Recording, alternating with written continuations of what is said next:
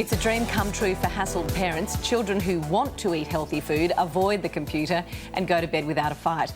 Hit children's show Lazy Town and its star Sporticus has turned around a generation of fat, lazy Icelandic children and is now wowing Australian audiences. Creator Magnus Scheving joins us now. Good morning. Thanks Good morning, for your time. Magnus. Good morning. Nice to meet you. Congratulations. Oh, thank you very much. It's nice to be here. You started. You wanted to be an architect, but you started as a carpenter. Yeah, yes, I built my own house from scratch, and it took me 3 years, and I had from 10 o'clock in the evenings to 3 o'clock at night. That's the only time I had. I was like a public speaker, and I traveled around to every kindergarten school and Toyota and banks to motivate different things. And then I really wanted to be an architect. But along the way, I started to be interested in sport. I made a small bet with my friend. You made a bet with your friend? Yeah, we were reading all those books about, like, can you be great dad in 14 days? Can you do this in, like, whatever? And we said, maybe, do you think it's true? Can we really do all this stuff? Yeah, if you're positive, if you set your mind to it, you can do it. We said, no, you cannot do that. Is that really true? It's American. They do that. And then we said, okay, let's try it. So we made a bet with one another. We have to choose a sport that you know nothing about. So he chose for me aerobic competition, I chose for him snooker. And he went to Blackpool, and suddenly I saw him driving in London, and I said, what are you doing on this truck in CNN? And then he was with, it's my girlfriend, that was Spice Girls. So he was there, but I didn't get any Spice Girls, nothing like that. So hang on, so he did he become a snooker champion? Yeah, no, yes, he was Icelandic champion, and then went to Blackpool to train, and he was wanting to be a professional, and that didn't work really well out. But hang on, your acrobatics on the show, that's more than just aerobics. I mean, you're flipping, spinning, jumping. I've seen it all, don't worry about that. I used to do a lot of different... I lived in a very small town with nothing. There was nothing there. So I could run, and there was a floor. So I said, what can I do with this floor? So I just did push-up and jump and as a kid. So, okay, so you failed, though, didn't you? You didn't become world champion. No, it's a very good story, actually. Yeah, I came European champion twice, and then second in the world. I lost with 0.04 points. Massive disappointment. And the guy before me was like Australian, Magnus Scheving, who won, and then was Chinese. And I lost with 0.04 points, and my friend called me and said, so... he wins the bet. Okay, so how do you get from there to Lazy Town? I mean, so basically what it is that I used to travel a lot around the world, and I saw there was no role model in health for kids. There was no role model for health for kids. It was Popeye who eats spinach and then smoke and hit people. And I was like, oh, wait, maybe we can do something different here.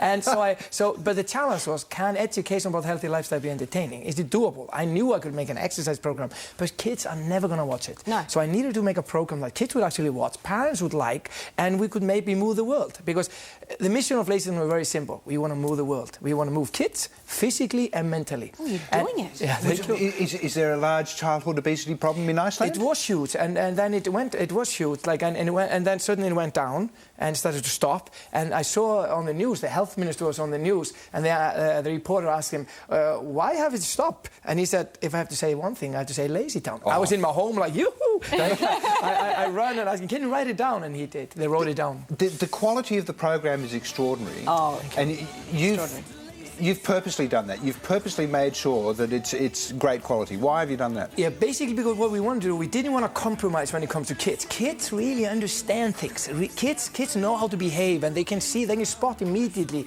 details. They know that really well. So I didn't want to compromise. So I said, I thought kids' TV was getting down. Like in values. I watched some program with my kids, and I could barely watch it. And I said, what is this? Yeah. And then I said, let's make the most expensive TV show ever made for kids. And never compromise. $1 million an episode, is that true? Yeah, that's $800,000 an episode.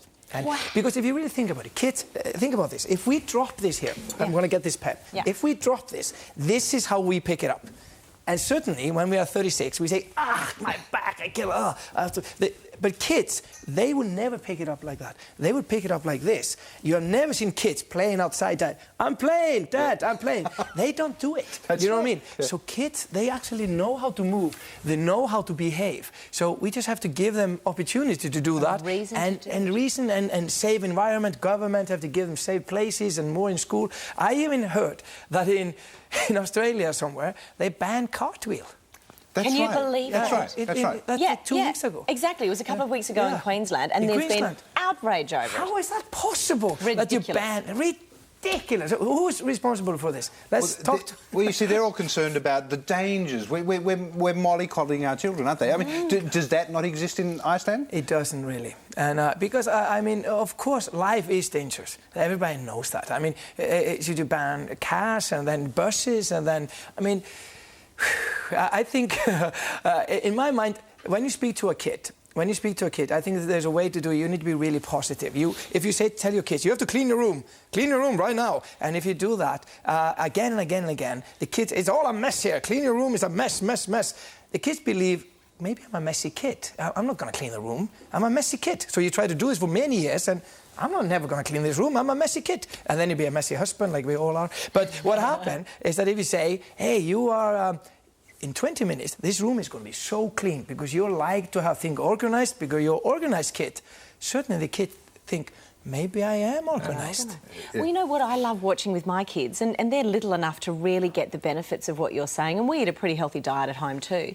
But there they are, they're out on the trampoline flipping like you. Yeah, exactly. And they say because Sporticus says we can all do it. Exactly. And that's what I love. And you know, the power of what's actually, you know, this is what one of them is trying to do at the moment. Exactly. And the power of what's being achieved in this simple children's show is doing more than any budget for fighting childhood obesity is doing in the world. I met like most of the health ministers of the world. I'm meeting like all of them when I go to each country, and we're doing campaign with governments around the world. And I mean, there was my live show, for example, in the UK. There was 43% of kids who saw the live show. They want to be active and eat better, and this was a huge result. And as a bonus, because it's not about that. Lazy Town we never really speak. We say sports candy, that's fruit and vegetables. We don't say, kids, you have to eat 5 vegetables a day. We never really say that. Yeah, but they just immediately know exactly what the message is. Yeah. What about your children? They've got Sporticus as a dad. Yeah. What's the pressure on them like? It's huge. No, it's like, because I'm so lucky to have, when I build my house, I have a huge garden that I build, and I build it because I'm a little kid by myself. And so there's 50 kids in my house every single... Well, you've got 50 kids? Nearly. It's like there's 50 kids in my garden every single weekend. And in my house, I'm giving kids to eat, like, it's never 1 or 2. There's a group. Yeah. And so they tell me a lot of stuff, because when you have kids, suddenly you start to behave differently. You start to be afraid in flying, and you don't do the parachute anymore, and don't the bungee jumping. You start to be responsible a little bit. So my kids taught me a lot about that. How do you read for a kid? And you need to brush the teeth every night. There's a lot of stuff you need to do that you thought, like, who can teach me this? Because I went to school and nobody told me how to become a parent. Yeah. It is a difficult task. Every parent is struggling. How do I do it? How can I make healthy choices for my kids, etc.?